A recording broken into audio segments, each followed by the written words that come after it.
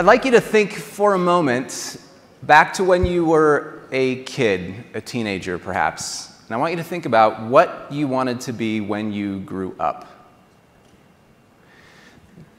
Because of the size of the room, I won't have you necessarily shout things out, but raise your hand if your answer is fighter pilot,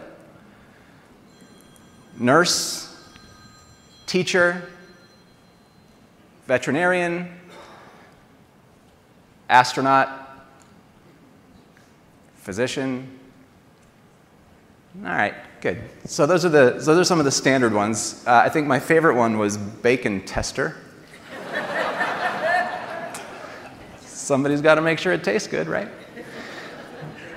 Now, what I'd like you to think about is through the course of your working life. Again, this could be from teenager all the way up till today. I want you to think about your favorite job. What is the job that you loved? What is the one that you would have or maybe even did sacrifice to do? For how many of you is that answer to the second question the same as the answer to the first question? Like 5 of you. So there's a little bit of a disconnect there, right? Most of us don't get to grow up and be what we hoped to be when we were older. We didn't get to be astronauts. We didn't get to be physicians. We didn't get to be the nurse or the teacher, right? Some of us, a few of us get to do that, but for most of us, we don't. Like some people just end up being the night auditor at the Holiday Inn Express. And that's okay. Like my favorite job, other than what I do now, because that's just cheating, but my favorite job was working at a bagel shop when I was 18 years old. It was on Main Street in Salt Lake City, right next to the Salt Lake Tribune building when newspapers were still a thing.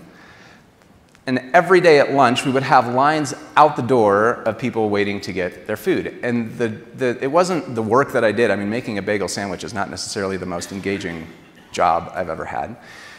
But the reason that I loved it, the reason that I would have sacrificed for it, the reason that I stuck around after my shift was over to help or to hang out with the people that I worked with was because of the culture that we had. It's because of the leader of that team, the guy who owned the place, who treated us so well, who treated us like family. And back when I was 18, as pretty much Wonder Bread, non-diverse as Salt Lake City was at the time, we had a pretty good mix of folks on our team.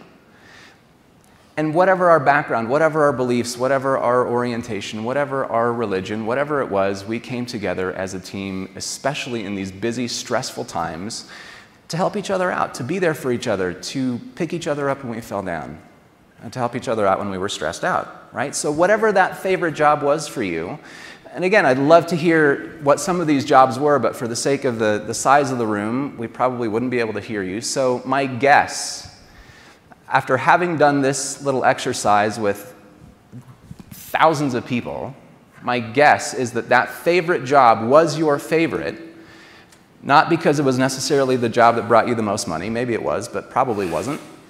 It was probably because that job gave you some sense of meaning, some sense of fulfillment, something that you either were able to get out of it for yourself to make you better, or something that you were able to do for somebody else that made them better.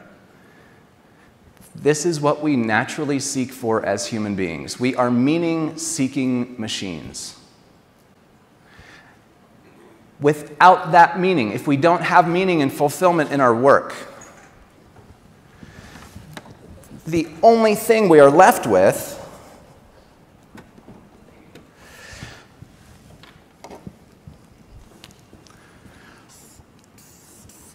is results.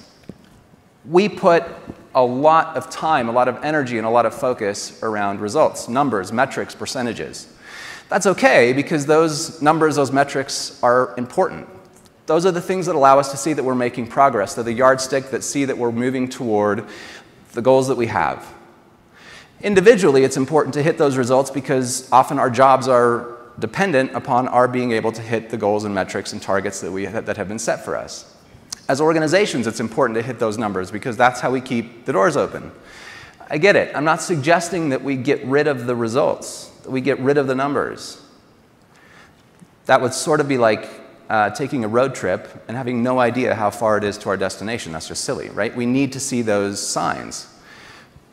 Los Angeles, 350 miles. Los Angeles, 200 miles. Los Angeles, 50 miles. Like, we can tell that we're getting somewhere and it feels good. Those results are important.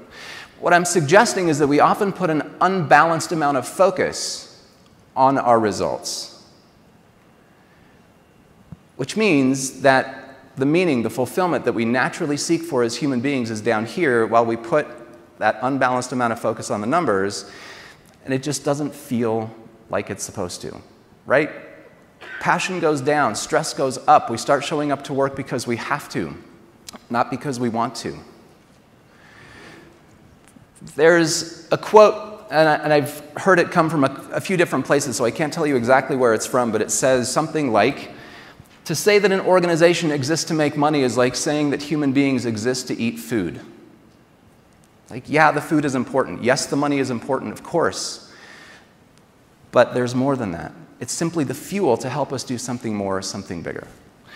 When we put an unbalanced amount of focus on the results, we will naturally take the actions that are required in order to achieve those results. And when we fall a little bit short, when we don't quite achieve the result that we're hoping for, the natural tendency that we have is to change our actions. We try to do something differently, implement new skills, behavior, technology, learning, whatever it is, to try to achieve the result that we've been tasked to achieve. When we do actually achieve that result, what happens?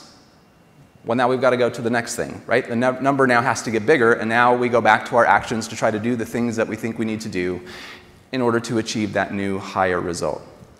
What happens if we're not careful is that we get stuck in what I call the hamster wheel of action and results. Right? We show up to work every day, we have the checklist, we have the to-do list, we know what we need to do to achieve the result, but there's just something missing. Right? Of course, the numbers are motivating in the short term, especially if our compensation is tied to those numbers in some way. But if that's all we're doing is hitting the goal and then going after the next goal, hitting that one, going after the next goal, hitting that one, eventually it just gets exhausting. This hamster wheel is a problem for a lot of people, and I would imagine that most of us in this room, whether at some point in our career, have felt like we are just stuck in this hamster wheel, right? We get up on Monday morning, we go through the week, it's kind of a blur, we can't wait for Friday, we get that pit in our stomach on Sunday night knowing we have to go back to the job we don't really want to do on Monday. We get stuck in this cycle. This is a problem for a lot of people. Gallup does a worldwide engagement study. They found that around the planet there are about 3 billion employed people. And of those 3 billion people, there is a percentage of people who fall into one of two categories, either disengaged or actively disengaged. The disengaged folks are those who, when you ask them, how's work, they'll respond, it's fine. The actively disengaged folks are those who, when their feet hit the floor in the morning, their day actually gets worse because they have to go to work. What percentage of that 3 billion people do you think fall into those two categories? Yell out some numbers. Let's start optimistic, shall we? 80. What else? 30. 30. I love you, Leander. Thank you. 30. Anybody else? 75. We're back up to where we don't want to be. It's 87%. Right? 87% of our human family would just as soon drive their car into an irrigation ditch as go to work in the morning. This sucks. This is not the way it's supposed to be. And we sit in here, we laugh about it, and some of us are kind of like, ha, ha, ha, that's me. Right?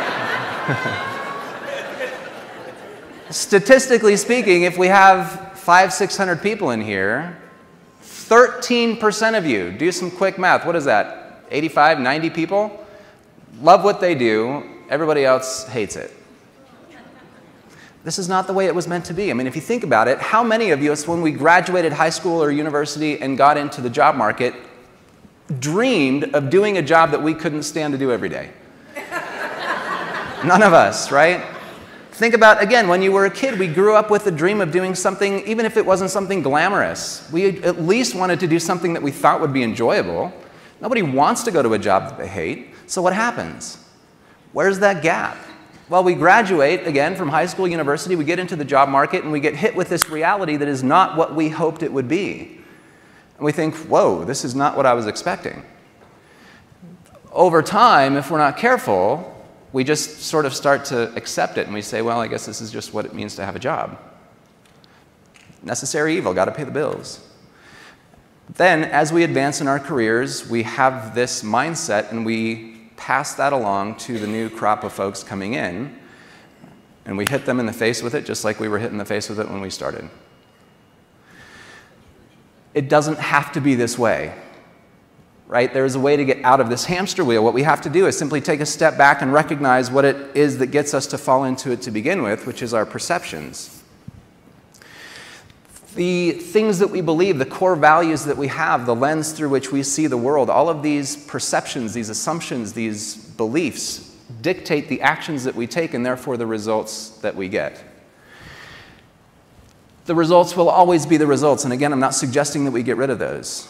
What I'm suggesting is that we, instead of just looking at the numbers, the metrics, the percentages, what if we built into the results that we are going for a sense of meaning and fulfillment in the work that we do?